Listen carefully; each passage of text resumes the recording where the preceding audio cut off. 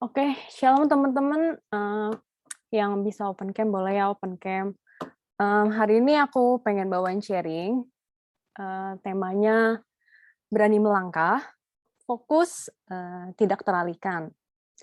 Step yang pertama, berani melangkah. Waktu aku teringat dengan topik ini, aku ada pengalaman tentang ketakutan waktu aku les berenang. Jadi dulu waktu aku belajar berenang masa kecil, waktu itu aku mau belajar berenang, tapi aku takut banget masuk ke dalam kolam renang.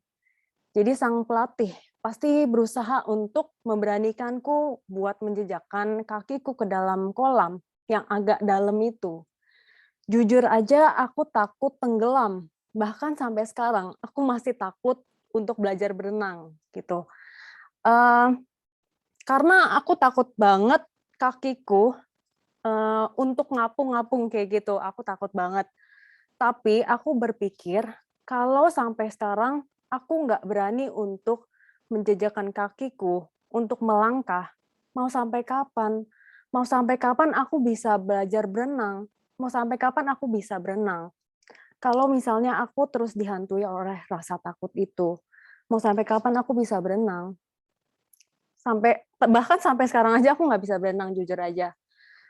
Eee Kalau misalnya diilustrasikan dalam kehidupan kekristenan kita, banyak orang yang mau masuk surga. Mereka cuma pengen masuk surga, tapi mereka nggak berani melangkah untuk meninggalkan dunia. Meninggalkan dunia memang proses yang sangat sulit, karena mereka rata-rata sudah terikat dengan hal-hal duniawi. Contohnya hal-hal duniawi itu, kayak mereka terikat dengan jabatan yang tinggi, lalu mereka berambisi untuk menjadi orang terhormat, lalu mereka berambisi untuk menjadi terpandang di mata manusia, memiliki jabatan yang bergengsi, terus senang juga kalau disanjung-sanjung, ada juga yang mungkin yang suka barang-barang mahal, barang-barang mewah, dan lain sebagainya. Seringkali memang kita belum berani untuk meninggalkan semua ini. Padahal semua ini nggak berarti, semua ini nggak berguna untuk kemuliaan Allah.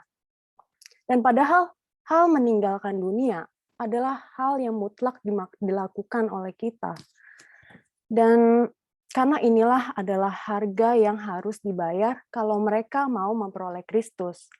Nah, oleh sebab itu, kita harus berani untuk memberi nilai rendah terhadap apapun kecuali Tuhan dan kerajaannya. Kita harus hidup seolah-olah besok kita akan meninggal.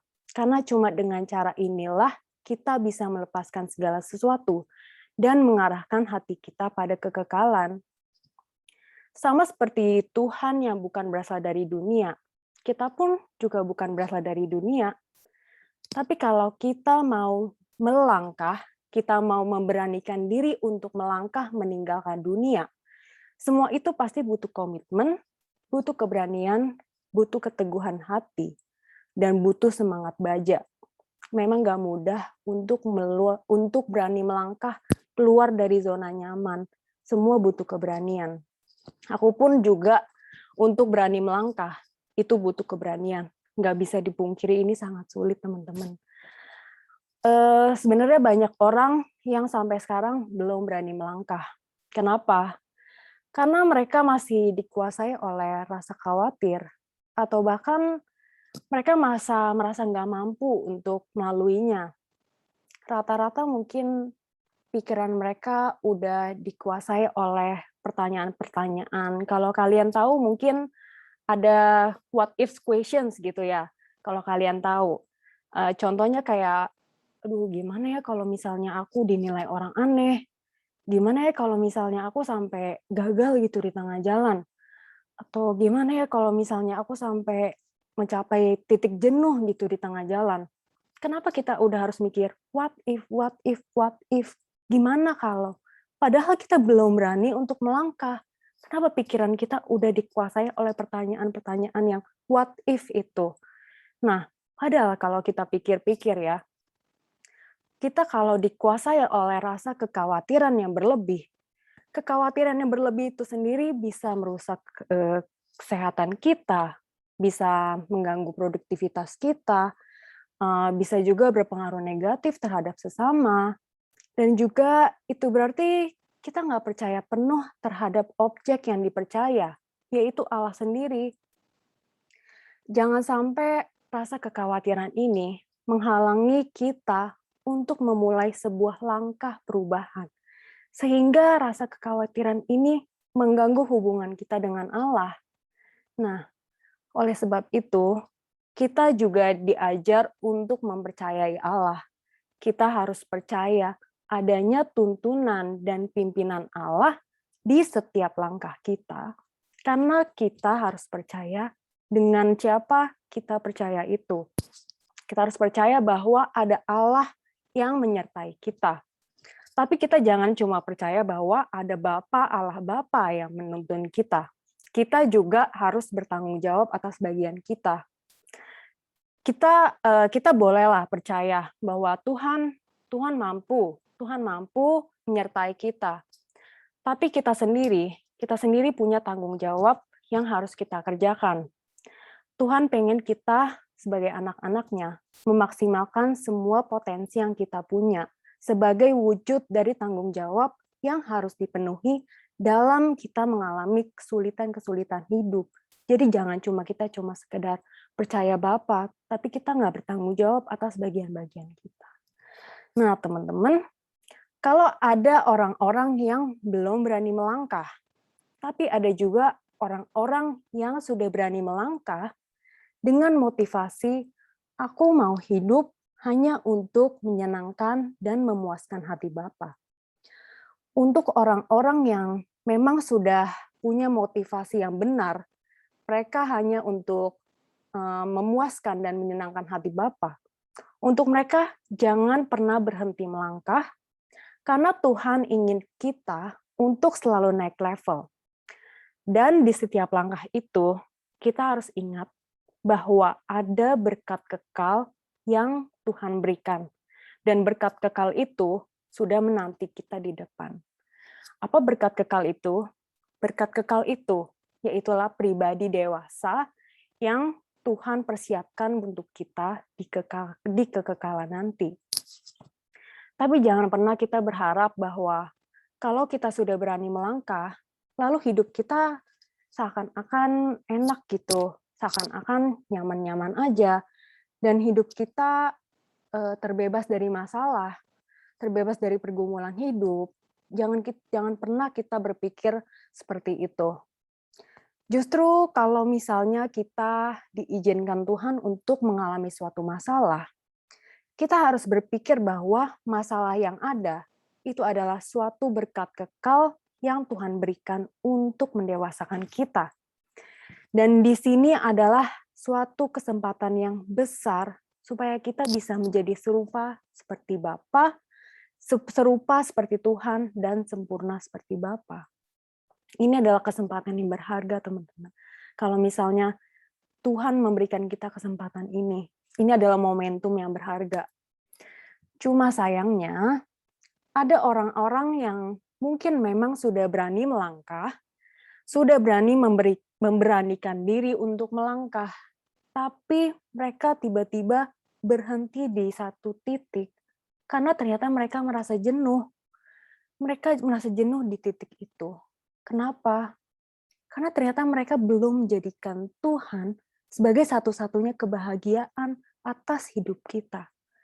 Nah, kalau mereka belum menjadikan Tuhan sebagai satu-satunya kebahagiaan atas hidupnya, dan sumber kebahagiaan itu ternyata masih dipusatkan kepada kekayaan, ambisi hidup, kebahagiaan hidup-hidup lainnya, dan apapun yang ada di sekitarnya.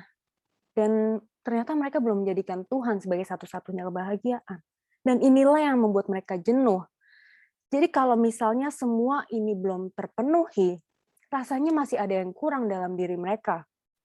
Padahal seharusnya kalau mereka sudah mau memutuskan untuk berani melangkah, itu berarti mereka seharusnya udah punya komitmen untuk mengarahkan semua motif hidup mereka hanya untuk menyenangkan dan memuaskan hati Bapa, sehingga pada akhirnya rencana Bapa lah yang bisa tergenapi dan bukan rencana kita. Lalu kalau kita sudah memutuskan untuk berani melangkah, dari hari ke hari seharusnya kita semakin menjerit, "Ya Tuhan, bagaimana kita bisa semakin hidup suci? Bagaimana kita bisa semakin hidup berkenan? Bagaimana kita bisa semakin hidup tidak bercacat bercela?" Seharusnya itulah jeritan-jeritan kita dan bukan yang lain. Karena Bapa di surga sendiri, Dia berkata, "Kuduslah kamu sebab Aku kudus. Jangan menyentuh apa yang najis, maka Aku akan menerima kamu." Lalu Bapa juga berkata, "Kamu harus sempurna seperti Bapa di surga sempurna." Kalian pasti udah sering kan dengar ayat-ayat ini. Ini yang harus kita perjuangkan, teman-teman. Lalu kalau misalnya kalian sudah memutuskan untuk berani melangkah, step yang kedua yang harus kalian perjuangkan adalah fokus. Kalian harus fokus mengejar kesempurnaan. Mengejar kesempurnaan hingga kalian beroleh upahnya di kekekalan nanti. Kalau kalian udah berani melangkah, fokus, kalian jangan sampai menghiraukan setiap godaan-godaan yang menggiurkan yang kiranya ditawarkan dunia. Karena godaan-godaan itu nggak bisa dipungkiri memang seakan-akan menghantui kita. Anggap aja godaan-godaan itu cuma sekedar ujian-ujian hidup untuk mendewasakan kita, supaya kita pada akhirnya bisa semakin berkenan di hati Bapa. Kalau kita bisa ibaratkan, misalnya kita lagi ada dalam suatu perlombaan gitu ya. Contohnya kita lagi ada dalam perlombaan lari, misalnya kita udah berani untuk melangkah dari garis start. Setiap peserta itu pasti kan dituntut untuk fokus dalam pertandingan itu supaya mereka bisa menjadi juaranya. Coba bayangin kalau misalnya ada seorang peserta dalam perlombaan itu, tapi pandangan mereka tertuju kepada penonton atau apapun yang ada di sekitarnya, dan bukan kepada garis akhir yang ternyata menjadi tujuannya itu. Ya pasti kan kalau mereka fokus pada apapun yang ada di sekitarnya, ini pasti mempengaruhi kecepatan mereka berlari dan pasti mereka bisa aja tertinggal. Malah mereka bakal tersalip dari yang lainnya kan. Mereka bisa aja bahkan kalah. Tapi sebaliknya, kalau misalnya seorang pelari itu dia fokus berlari dengan gigih kepada garis akhir yang menjadi tujuannya, dan dia nggak peduli adanya sorakan-sorakan dari sekelilingnya yang mereka bersorakan, "Ayo, ayo, ayo, cepat." Mereka nggak peduli adanya itu, maka bisa aja dia yang menyelesaikan perlombaan larinya dan bahkan dia yang menjadi juaranya. Nah, pertanyaannya, kalau kita sebagai orang Kristen, gimana caranya kita memiliki fokus hidup yang benar? Kalau kita sebagai orang Kristen, yang pertama, kita harus fokus pada pertumbuhan karakter kita. Selagi kita masih hidup di dunia ini, nggak bisa dipungkiri kita pasti seringkali mengalami yang namanya jatuh bangun. Tapi jangan sampai karena perjalanan yang jatuh bangun ini, kita menjadi pesimis bahwa hidup suci itu seakan-akan mustahil. Kalau kita berpikir seakan-akan hidup suci itu mustahil karena mungkin eh, masa lalu kita yang buruk, mungkin kayak gitu. Jangan lagi kita menoleh ke belakang, teman-teman. Karena Tuhan mau kita fokus pada masa yang sekarang, dan Tuhan mau kita fokus pada masa depan kita. Tuhan nggak mau kita fokus pada masa lalu kita lagi. Tuhan hanya pengen kita hanya fokus pada masa sekarang dan masa depan kita. Nah, maka dari itu, kalian harus pertimbangkan kualitas diri dan karakter, supaya kita bisa semakin hidup serupa dan segambar dengan Yesus. Karena nggak ada yang lebih berharga atau lebih mulia daripada hidup mencapai keberadaan serupa dan segambar dengan Yesus itu. Cuma ini yang satu-satunya berharga dalam hidup kita. Apalagi kalau kita adalah orang yang sudah mengaku percaya kepada Yesus. Itu berarti kita harus melakukan apa yang Yesus lakukan. Dan dalam proses hidup kita, itu berarti kita harus selalu mengalami pembaruan dari hari ke hari, baik dalam moral maupun karakter kita, sampai pada akhirnya kita bisa benar-benar menjadi seperti Kristus. Karena ada ayatnya juga dalam Filipi 2 ayatnya yang kelima, aku bacain aja. Filipi 2 ayatnya yang kelima, di situ dikatakan bahwa hendaklah kamu dalam hidupmu bersama menaruh pikiran dan perasaan yang terdapat juga dalam Kristus Yesus. Nah, memang hal ini bukan sesuatu yang mudah teman-teman untuk mencapai keserupaan seperti Yesus. Tapi kita harus perjuangkan dengan sungguh-sungguh tanpa mengenal batas. Karena cuma dengan cara ini aja kita bisa mencapai keserupaan dengan Yesus. Nggak ada cara lain, kita harus sungguh-sungguh berjuang. Yang kedua, yang harus menjadi fokus hidup kita adalah kita harus fokus pada penilaian Allah saja. Jangan fokus pada penilaian manusia. Seringkali kita dengar adanya penilaian-penilaian negatif dari orang yang mungkin dari sekeliling-sekeliling kita, tapi jangan pernah kita menghiraukan adanya hal-hal negatif yang orang lain katakan pada kita. Karena pada umumnya, manusia cuma menilai sesamanya berdasarkan penampilan luarnya saja, atau apa yang terlihat oleh mata mereka. Kalau misalnya orang terdekat kita yang mengatakan hal-hal negatif itu, ya udah mungkin anggap aja itu sebagai bahan evaluasi diri. Tapi kalau adanya hal-hal negatif dari orang-orang luar yang mungkin kita nggak kenal atau siapapun itu, anggap aja itu angin lewat. Karena rata-rata orang cuma menilai kita berdasarkan penampilan luar saja. Misalnya, dari raut mukanya aja, mereka bisa menilai kita antara kita sedih, seneng, atau apapun itu. Misalnya aku lagi seneng, biasa Kak Ibet bisa aja menilai aku lagi berbunga-bunga, atau aku lagi cemberut, lalu Kak Ibet bisa menilai aku lagi mungkin ada masalah keluarga, terus aku lagi marah, aku lagi merenggut, Kak Ibet bisa menilai aku lagi frustasi. Bisa aja kayak gitu. Orang bisa menilai aku cuma dari tampak luarnya aja. Bahkan parahnya lagi, ada orang yang menilai orang lain cuma berdasarkan dari sorotan matanya aja.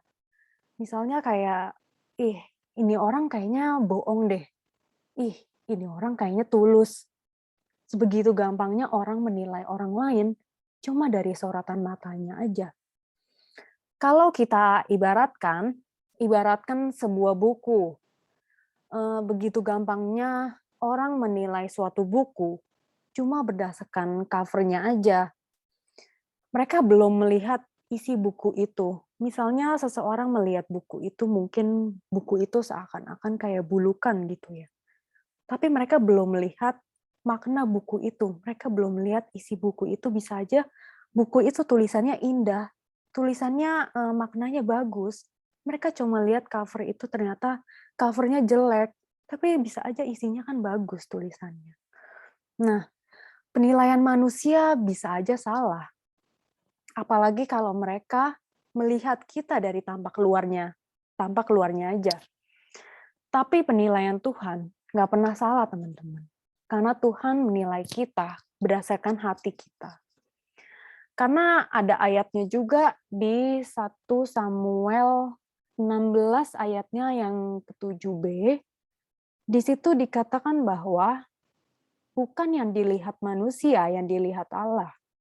Manusia melihat apa yang di depan mata, tetapi Tuhan melihat hati. Nah, di sini kan Allah mengingatkan kita bahwa manusia hanya melihat orang lain berdasarkan penampilan luarnya aja. Padahal penampilan luar nggak menunjukkan keadaan orang yang sesungguhnya. Tapi kalau kita lihat, cuma Tuhan yang bisa menilai manusia yang sesungguhnya. Karena Tuhan yang bisa menilai secara akurat isi hati manusia. Maka dari itu, kita harus hanya fokus pada penilaian Tuhan dan jangan fokus pada penilaian manusia. Tapi masalahnya, kebanyakan orang cuma mau fokus pada penilaian sesamanya, sehingga akibatnya mereka cuma mau merawat penampilan luar manusia. Mereka cuma merawat misalnya kayak kecantikan, ganteng, prestasi, dan lain sebagainya. Sehingga mereka lupa untuk mempercantik karakter mereka, karakter batin yang seharusnya mereka percantik. Padahal itulah yang dilihat Allah.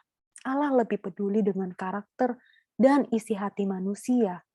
Jangan sampai kita cuma pengen dipuji karena cantik, karena ganteng, kita cuma pengen dipuji karena berprestasi, cuma pengen dipuji karena sukses dalam studi, dan lain sebagainya. Sehingga pada akhirnya kita lupa untuk memperbaiki karakter kita, padahal karakter kita lah yang dilihat Allah. Allah nggak pernah melihat penampilan luar kita. Karena rata-rata kalau orang udah seneng dipuji, kita udah mendapat satu pujian, pasti mereka mengharapkan adanya pujian-pujian yang lain. Sehingga pada akhirnya, kalau kita udah haus akan pujian, kita bisa terbelenggu dengan haus akan pujian-pujian itu. Dan kita bisa haus akan adanya sanjungan-sanjungan dari orang. Dan orang yang merindukan pujian-pujian dari manusia, mereka nggak akan bisa menjadi mulia di mata Allah. Dan seharusnya hidup kita di dunia haruslah hanya untuk memperjuangkan gimana caranya kita mendapat pujian di mata Allah. Bukan mendapat pujian di mata manusia. Itu yang harusnya kita perjuangkan.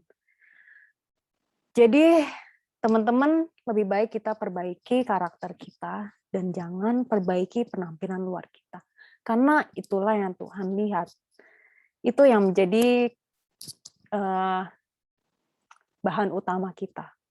Yang ketiga, kita harus fokus hanya untuk menyukakan hati Bapa dan melakukan kehendak-Nya.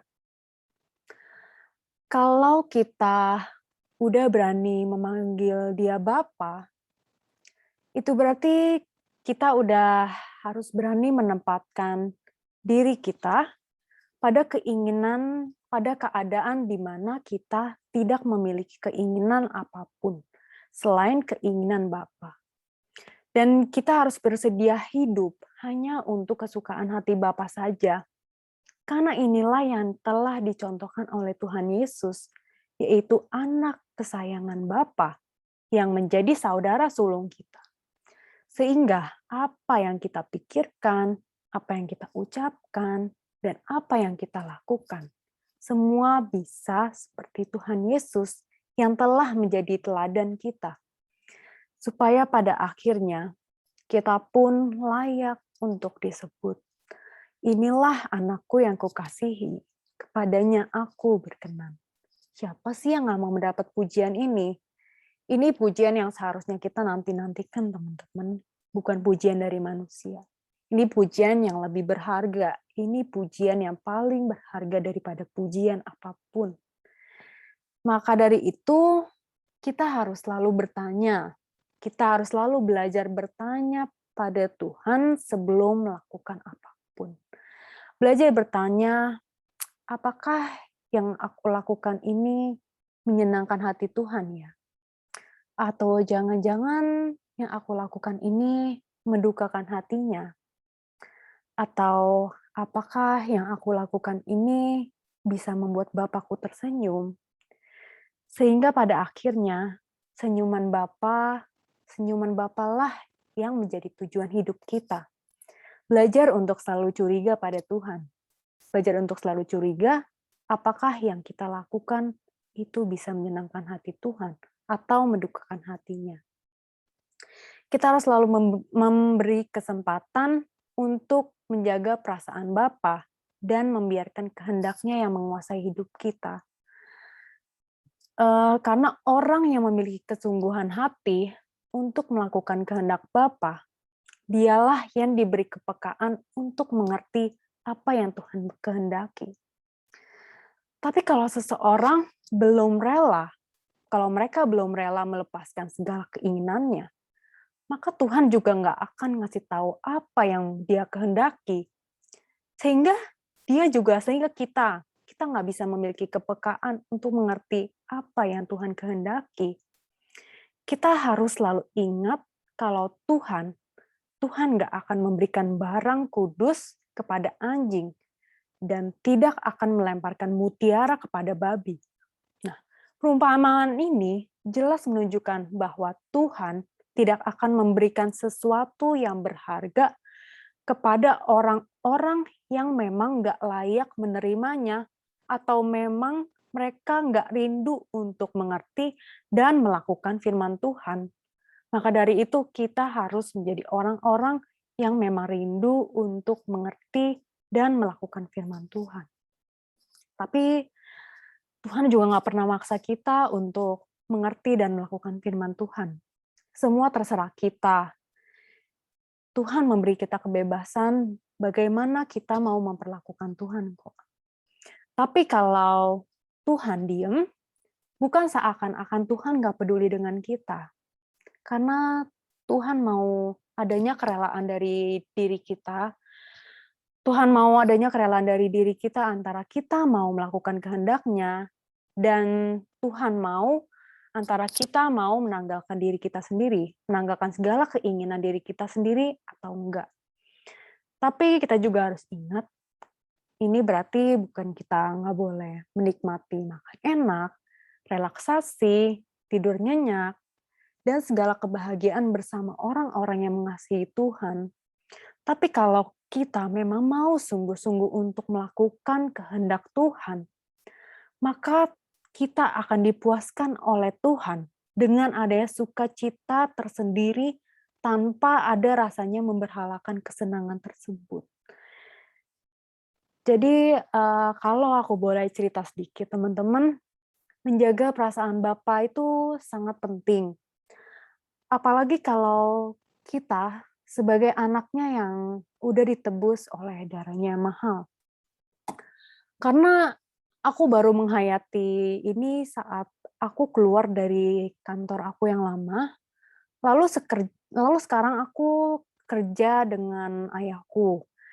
Kalau aku udah kerja sama ayahku, tentu aku dibayar sama ayahku. Dan yang aku pikirin sekarang, kalau aku udah dibayar sama ayahku, tentu aku harus rela melakukan apa yang ayahku pengen. Apa yang dia pengen, apa yang dia suruh, aku harus lakukan. Aku harus selalu membuatnya tersenyum. Aku nggak boleh melakukan kesalahan apapun. Sekecil apapun, aku nggak boleh bikin kesalahan. Nah, kalau aku bayangin ya, aku membandingkan hubungan aku dengan ayahku dan hubungan aku dengan Bapa. Kalau aku bisa menjaga perasaan aku dengan papaku, aku harusnya juga bisa menjaga perasaan Bapakku dong. Apalagi bayarannya lebih mahal, yaitu darah Tuhan Yesus. Seharusnya aku lebih bisa menjaga perasaan Bapakku yang di surga, yaitu perasaan Bapa yang lebih harus kita utamakan lebih dari apapun. Maka dari itu, aku mau mengajak kalian semua juga menjadikan Tuhan sebagai satu-satunya kesukaan dan selalu memiliki kesediaan untuk melakukan kehendak Bapa. Karena hanya melakukan kehendak Bapa lah itu satu-satunya kunci utama untuk masuk kerajaan surga. Karena ada ayatnya juga di Matius 7 ayatnya yang ke-23, yaitu bukan setiap orang yang berseru kepadaku Tuhan, Tuhan, akan masuk ke dalam kerajaan surga, melainkan Dia yang melakukan kehendak Bapakku yang di surga. Nah, di sini kan udah jelas kalau hanya orang yang melakukan kehendak Bapa yang diperkenan masuk kerajaan surga. Maka dari itu, kita akan menjadi kekasih Tuhan Yesus yang nantinya bisa tinggal bersama dengan Bapa di rumahnya. Kalau kita udah bersedia untuk berani melangkah dan fokus, lalu step yang ketiga, jangan sampai kita teralihkan dengan adanya godaan-godaan hawa nafsu di sekitar kita. Nggak bisa dipungkiri godaan hawa nafsu dunia itu seakan-akan sangat menggiurkan. Misalnya kayak fasilitas-fasilitas dunia, kayak gadget-gadget kita, itu seakan-akan sekarang lebih modern, semakin modern, itu seakan-akan menggiurkan kita dan membuat kita lebih nyaman di dunia ini. Dan lama-lama membuat kita nggak rindu untuk pulang ke rumah Bapa. Tapi ini adalah sarana iblis yang sedang berusaha berusaha keras untuk membuat kita lebih terasa nyaman di hidup di bumi ini. Jangan sampai kita teralihkan dari kenyamanan-kenyamanan dunia yang ada. Tapi kita harus penuhnya mengarahkan diri kita kepada tujuan akhir kita, yaitu kita harus mengejar kesempurnaan itu, hingga kita bisa beroleh mahkota kehidupan di kekekalan nanti. Karena betapa luar biasanya perasaan ketika kita diperkenankan masuk ke kerajaan surga. Jadi selagi dunia berusaha menyimpangkan kita dengan segala kenyamanannya, kiranya kita jangan sampai teralihkan dengan adanya fasilitas-fasilitas dunia yang seakan-akan indah. Padahal kita harus ingat bahwa nanti fasilitas-fasilitas dunia ini nanti akan dihancurkan. Akan dihancurkan oleh api neraka, api yang kalian harus bayangkan bahwa itu sangat mengerikan. Jadi jangan sampai kita mencari kenyamanan dalam hidup di bumi ini. Karena yang Tuhan kehendaki adalah kita sepikiran, seperasaan dengan Dia, dan sepenanggungan dengan Dia. Dalam Roma 8 ayatnya yang ke-17, di situ juga dikatakan bahwa hanya orang yang menderita bersama Tuhan yang akan dimuliakan. Jadi memang anak-anak yang mau menderita saja yang akan dimuliakan. Kalau kita sebagai anak muda, kalau anak muda pasti tentu kita perlu belajar, perlu bekerja keras, perlu sukses. Tapi ingat, apa tujuannya? Jangan semua ini hanya membuat kita malah menjadi sombong, malah membuat diri kita terasa hebat di antara orang lain. Karena kalau kita udah menjadi sombong, kita menjadi hebat di antara orang lain, kita nggak akan bisa menjadi terang kita nggak akan bisa menjadi terang, dan orang lain malah melihat kita adanya gelap di dalam diri kita. Dan kita nggak bisa menjadi manusia yang mendatangkan kemuliaan Allah. Padahal Alkitab sendiri berkata, jika engkau makan, jika engkau minum, atau jika engkau melakukan sesuatu yang lain, lakukan semua itu untuk kemuliaan Allah. Pasti kalian udah sering dengar ayat ini. Di 1 Korintus 10 ayatnya yang ke-31. Pasti kalian udah sering dengar ayat ini. Jadi kita harus selalu bertanggung jawab dalam segala hal. Atas segala kesehatan, segala pendidikan, dalam usaha kalian, keluarga, dan yang terutama selagi kalian masih muda-muda ini, maksimalkan potensi yang kalian punya. Semuanya tentunya motivasinya untuk Tuhan, dan kalau dunia ini berakhir suatu saat nanti, entah dunia kita menilai kita gagal atau sukses, yang terpenting adalah kita dikenal Tuhan sebagai anak-anak yang memiliki hati, yang mengasihi Dia. Ayo teman-teman, jangan kita ragu untuk berani melangkah. Karena berani melangkah adalah step awal kalau kita mau melihat suatu perubahan dalam hidup kita bersama Tuhan.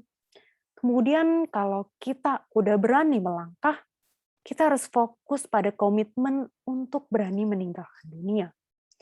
Kalau kita udah berani melangkah, mau fokus, jangan sampai kita teralihkan dengan adanya kenyamanan-kenyamanan dunia yang seakan-akan indah, karena itu hanya sementara. Dan kita harus selalu ingat bahwa dunia ini akan semakin hancur ke belakangnya. Kita nggak akan tahu ke belakang ada apa. Karena tadi barusan banget aku baru nonton berita adanya varian baru COVID namanya varian COVID MU, dan aku langsung berpikir, wah ini dunia kayaknya ke belakang makin serem lagi. Dan apa yang kita harapkan ke belakang? Yang aku pikirkan sekarang, ya udah, yang penting aku harus hidup benar, hidup semakin berkenan di hati Tuhan. Dan aku selalu harus membuat hati Bapa tersenyum. Gak ada lagi yang harus aku pikirkan selain hidup berkenan di hati Bapa dan menjaga pikiran dan menjaga perasaan Bapa. Kita harus selalu mempersiapkan diri sebaik-baiknya untuk menghadapi dunia yang akan datang itu, teman-teman, yaitu di langit baru dan bumi yang baru. Sekian teman-teman sharing aku pada malam hari ini. Amin.